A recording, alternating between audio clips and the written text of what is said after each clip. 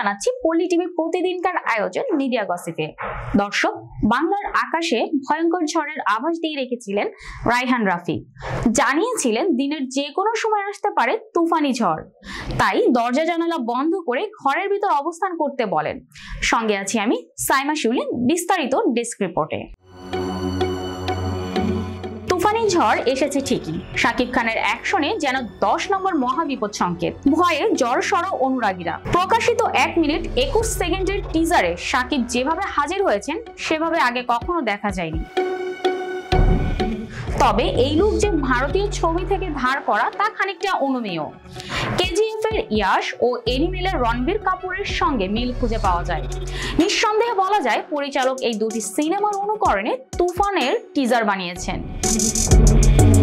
টিজারে সাকিবের পরনে ছিল স্যুট বুট, ঘন দাড়ি ও লম্বা চুল, হাতে সিগারেট, ঠিক যেন কেজিএফ এর রকি ভাইয়ের মতোই।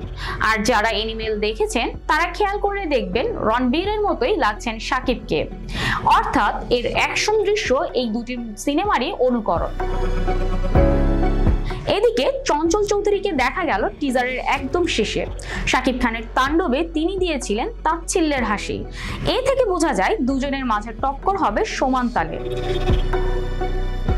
রায়হান রাফি জানিয়েছিলেন তিনি কেজিএফ এর মতো গ্যাংস্টার ধর্মী সিনেমা বানাতে চান, তাই তুফানের গল্প কস্টিউমে এই ছবির ছায়া থাকলে অবাক হওয়ার কিছুই নেই। তবে অনুকরণের মাঝে কতটা নিজের মৌলিকত্ব তুলে ধরতে পারে সেটাই দেখার বিষয়। এই ছবিতে 90 দশকের গ্যাংস্টারের চরিত্রে দেখা যাবে শাকিবকে। এটি মুক্তি পাবে আসন্ন কুরবানির ঈদে। এর প্রযোজক আলফা আই, চরকি ও ভারতীয় SBF। আজ এই পর্যন্তই। পরবর্তী পর্বে হাজির হওয়ার প্রত্যাশা নিয়ে আজকের মতো বিদায় নিচ্ছি। আল্লাহ হাফেজ।